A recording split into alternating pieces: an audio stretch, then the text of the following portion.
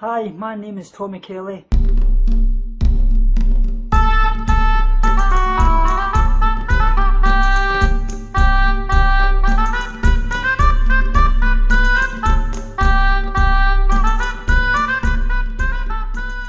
So guys, welcome back to another podcast. Today is my spirituality podcast, and it's actually talking about the Christian basis for veganism. This will actually be in two parts, guys, so the next part will be up next week because it's quite a long one. I've got a lot of things written down here I want to go through. Like I say, most Christians in the Western Hemisphere, obviously eat meat. Through a small vegetarian vegan minority exists, for the most part Christianity in the North and South America is a meat-eating religion. When asked about the majority and the morality of killing animals for food, most people's response, the most self-described Christians, is almost always the same. The Bible teaches that humans have dominion over animals, and that killing them for any food or any other service to humans is allowable. However, despite the general acceptance of this kind of ethos, as you may put it, of the domination within the Western Christianity, the fact obviously remains that when all the scriptural passages pertaining to animal welfare are viewed within the larger context of the Christian message of grace, atonement, and obviously things like mercy developed throughout the Bible, there exists an even stronger argument that promotes the humane and compassionate treatment of the animals. As a matter of fact, guys, a very strong biblical case for complete abstinence from meat and all animal products has been actually taught for years. Contrary to the teachings of Augustine and Aquinas, some of the actual celebrated Christian leaders, theologians and teachers of all the time, were all actually vegetarians who actually espoused the view that meat consumption is actually contrary to the Bible message of love and compassion and is not healthy, either for the individual or for the planet. These acclaimed leaders, including John Wesley, teachers such as the Salvation Army founders William and Catherine Booth, American pastor Tony Campolo, theologian and physician Albert Schweitzer, Seventh-day Adventist Church founder Ellen G. White, Leo Tolstoy, St. John Chrysostom, St. Clement of Alexandria, and St. Basil, famous Christian apologist and author C.S. Lewis, and obviously St. Francis of Assisi. Though not obviously strict vegetarians, both took great pains to actually teach the moral obligation of Christians to treat all animals with compassion and mercy. Even the iconic Fred Rogers of the public television programme Mr. Rogers' Neighbourhood, an ordained Presbyterian minister, was an actual vegetarian and avoided any products derived from animals whatsoever.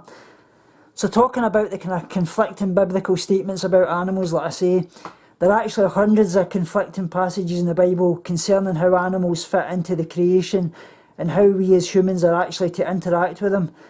Throughout the Old Testament, texts describe animal sacrifice and animal subsistence. Genesis 9:2-6 and Deuteronomy 14:4, Kings 18-25-38, Exodus 12 chapters 1-13, intermixed with other verses about the actual purity of the animals and their ability to reason and praise it in the God's glory. In Job 12 chapters 7-10, and obviously Psalms 36 chapters 6-7, Isaiah 43:20, Psalms chapter 14 verse 8-10, chapter 22 as well in the book of Numbers actually tells the interesting story of the Israelite Balaam, whose actual faithful donkey sees an angel with its sword and is actually blocking the road and wisely chooses to actually turn off the field. Because Balaam is impure and can't see the angel, he obviously beats the donkey with his staff, basically imploring her to get back on the road.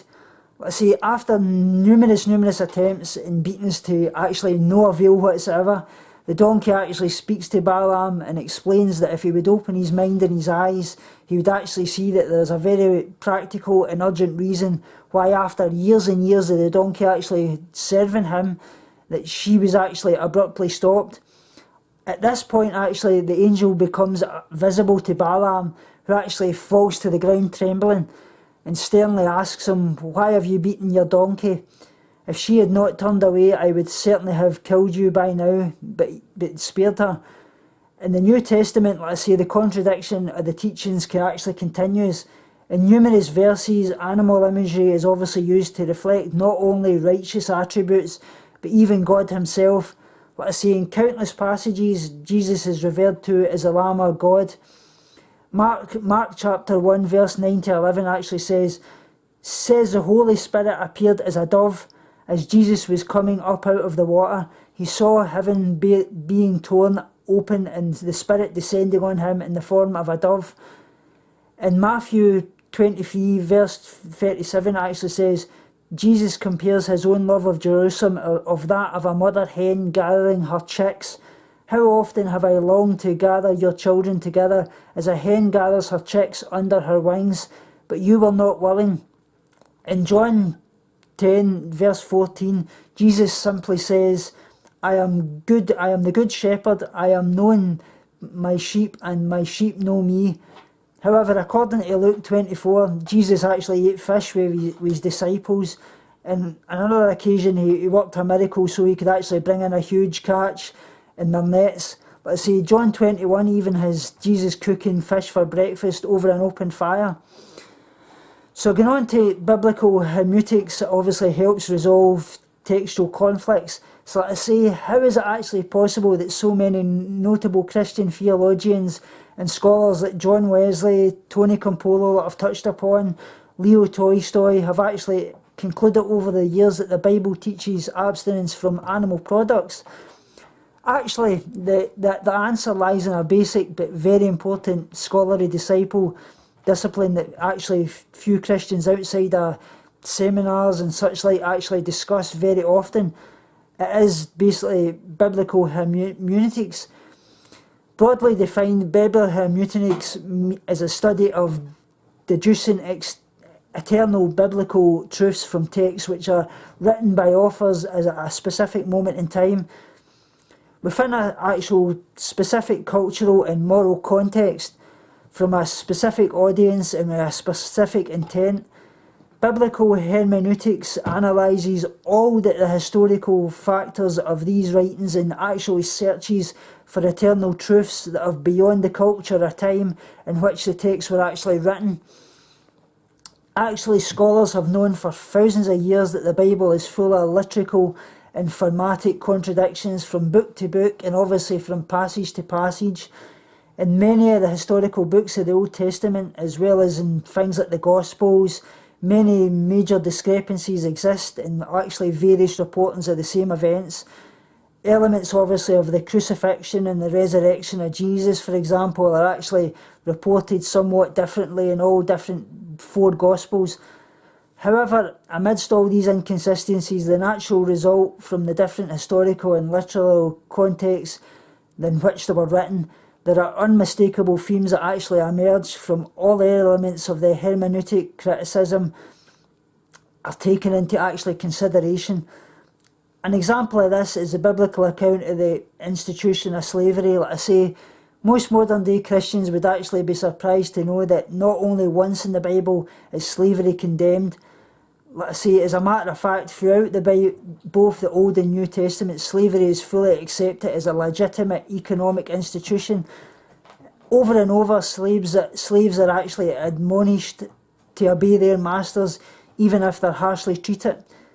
Like I say, today, anybody would be hard-pressed to find any church leader or scholar, brutally conservative, wildly liberal, or anywhere in between, basically, who would actually endorse the idea that a human being has the right to be owned by another human being. For that matter, I say, I can't imagine coming across any rank and file Christian who would actually endorse slavery either, or anybody in this world. Like I say, it's terrible to think that this actually happens, and like I say, we're all individuals, we all deserve love, and like I say, I can't believe that anywhere over the world people are actually used as slaves. Like I say, while we no longer champion the validity of an institution of slavery, until a mere 150 years ago, countless numbers of actual Christians believed otherwise. Let's say the dramatic doctrinal change that we actually now take for granted occurred gradually over the course of, say, the last, I think it's 1,500 years basically, as the biblical scholars hermeneutically wrestled their way to actually the conclusion that the overall message of the Bible culminated by Christ's atonement for all people, regardless whether that was race, gender, but actually prohibits the ownership of one human over another. Let's say, despite specific biblical passages that actually contain the exact opposite. Another transformation that has actually taken place in the church is regardless of the role of women. Again, let's say, most passages throughout both the Old and New Testaments relegate women's role in the church to basically an auxiliary or non-existent one. Let's say the Apostle Paul on numerous occasions actually speaks quite bluntly about the subject. Women, he said basically, women should remain silent in the churches. They're not allowed to speak, but must be in submission, as the law says.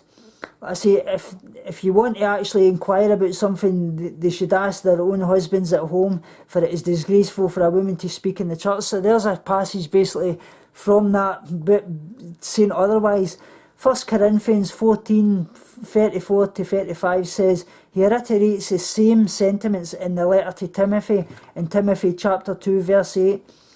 However, over the course of the last 500 years, like I say, biblical scholars have actually taken into consideration the historical and literary context in which Paul was actually writing, and became to a very different conclusion about the role of women in the church hierarchy, and obviously relation to actually the overall spirit of the Bible. Like I say, not actual context of the Bible. Polygamy is another example in the biblical hermeneutic change of the course of history. So I hope you like this first part, guys. I'll get into more in the second part, and it's also going on about how the Bible actually teaches about living off plants and such likes, and basically showing us about how the applied to the Bible about verses about the animals and much, much more. So please comment below, like, share and subscribe, let me know. I love sharing this with you and letting you know that the Bible is actually all about veganism, and it's just many different doctrines and translations of the Bible get misinterpreted so much. Speak to you all soon and love you so much, guys. Remember, guys, binge on life, purge negativity and starve guilty feelings. Speak to you all soon and love you so much.